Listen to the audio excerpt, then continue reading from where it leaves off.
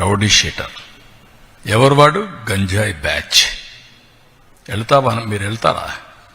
ఎన్ని గుండెలుండాలి మీకు? ప్రజలు మీకు సపోర్ట్ చేయాలన్నా. ఇంకొక పక్క నిన్న పొగాకు. ఏంటి నీ పని? పొగాకుకు నేను చెప్పాను, ఎవరిచ్చారండి? 12,000 రూపాయలు క్వింటాల్కిచ్చి కొనిస్తున్నాం. మా దగ్గర ఎక్స్పర్టైజ్ లేదు, గోడౌన్స్ కూడా లేవు, రైతులు ఇబ్బందుల్లో ఉన్నారు. ఎంతైనా పర్వాలేదు, నష్టం వచ్చినా పర్వాలేదు, కొనాలను కొంటున్నాం. కొంటే మీ బాధ్యత ఏంటి? ఎప్పుడన్నా చేశారా మీరు? బాధ్యత లేకుండా పోయి ఒక 15,000 మందిని ఎసకపోయి ఇక్కడ ఏం చేశారు? అమరావతి, దేవతల రాజధాని అమరావతి, ప్రజా రాజధాని అమరావతి, వేశ్యల నగరం. ఇది ఎంత కొవ్వెక్కుందండి మీకు? ఇంకా సమర్థించుకుంటారా మీరు? మీరు అడిగిన క్వశ్చన్ చెప్తున్నా. Can you answer? ఇలాంటి వాళ్ళని మీరేం చేస్తున్నారు? మీడియా. మీ ఇంట్లో ఆడబిడ్డలు లేరా? మీకు తల్లి లేదా? కూతుర్లు లేరా? మీ భార్యలు లేరా? What are you talking? మనకు బ్లడ్ బాయిలింగ్ కాలేదా? ఇలాంటి వాళ్ళు నిన్న దాన్ని డైవర్ట్ చేయడానికి పోయి గొడవ చేస్తారా మీరు? ఈ ఇష్యూను డైవర్ట్ చేయాలా? దీనికి ఏం చేయాలి? ఒక చిన్న గీత ఉంటే ఇంకొక పెద్ద గీత గీయాలి. అంటే పోయి 15,000 మందిని పెట్టుకొని రౌడీజం చేస్తారా? అంటే మీ ఉద్దేశం ఏంటి? నేరస్తులు రాజకీయ ముసుగులో చేస్తున్నారు కాబట్టి మాట్లాడితే రాజకీయ నాయకులపైన యాక్షన్ ఎవరి మీద తీసుకోవాలి? రాష్ట్రానికి లా అండ్ ఆర్డర్ ఎవరు క్రియేట్ చేసినా బీ కేర్ఫుల్. హెచ్చరిస్తున్నా. నేనెప్పుడు భయపడలా. తీవ్రవాదులపైన పోరాడినప్పుడు కానీ, ముఠా నాయకులపైన పోరాడినప్పుడు కానీ, కమ్యూనల్ వైలెన్స్ని అణిచివేసినప్పుడు కానీ ఒకటే ధ్యేయం, public safety. Public safety, no compromise. ఈ విషయం గుర్తుపెట్టుకోవాల్సిందిగా ప్రతి ఒక్కరిని హెచ్చరిస్తున్నా. గట్టిగా కూడా చెప్తున్నా. ఎన్నోసార్లు చెప్పా, చేసి చూపిస్తా.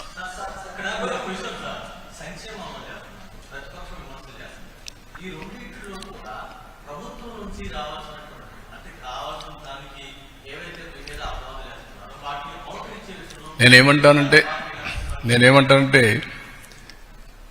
లాజిక్ లేని వాళ్ళు, కనీసం ఒక పద్ధతి లేకుండా విమర్శిస్తే దానికి మీనింగ్లెస్. నేను అడుగుతున్నా సమాధానం. నేను 4 పిల్లలకి ఇస్తున్నాను కదా, మీకంటే 3-4 వేల కోట్లు ఎక్కువ ఇస్తున్నాను కదా, 12,000 కోట్ల రూపాయలు ఎక్కువ ఇచ్చాను కదా. ఒక ఎన్టీఆర్ భరోసాలో అన్నా క్యాంటీన్లు పెట్టాం కదా. 6,500 కోట్లు అదనంగా నేను రైతుకు ఇస్తున్నాను కదా. అదే సమయంలో 90% డ్రిప్ ఇరిగేషన్ ఇచ్చాను కదా.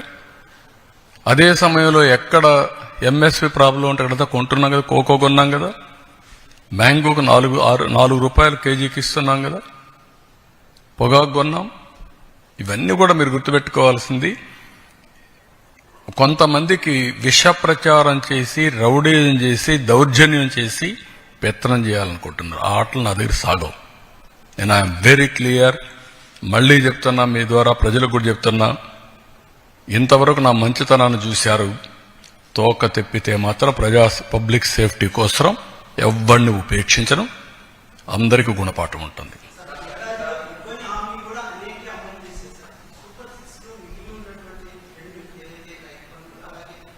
రైతు బంధుని చెప్తాను.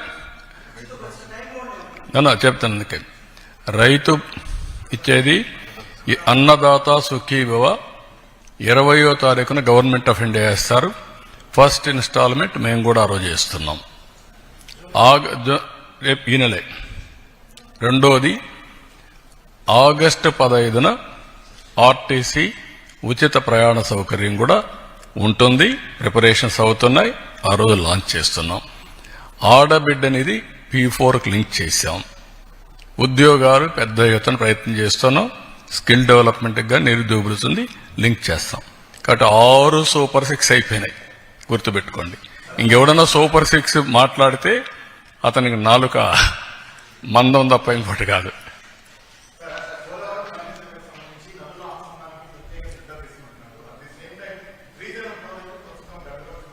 అది కూడా చెప్పాం. ఆ ప్లంజ్ ఒకటి, ప్లంజ్ పోల్ ఒకటి కొంచెం చిన్న సమస్య వచ్చింది, డబ్బులు శాంక్షన్ చేశాం. Work is going on. We have taken decisions.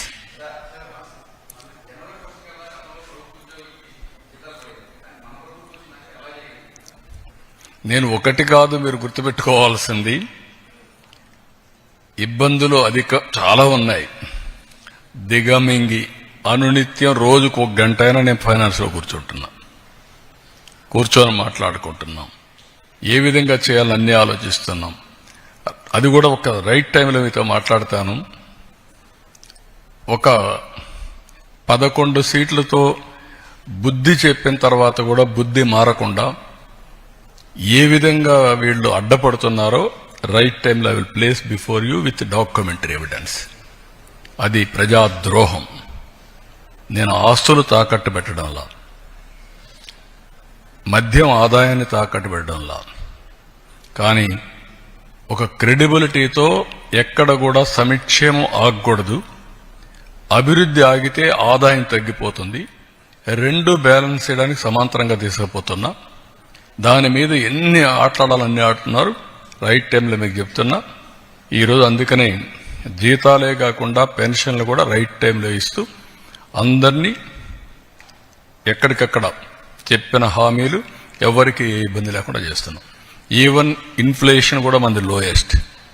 మీరు ఆ విషయం కూడా గుర్తుపెట్టుకోవాలి. Thank you.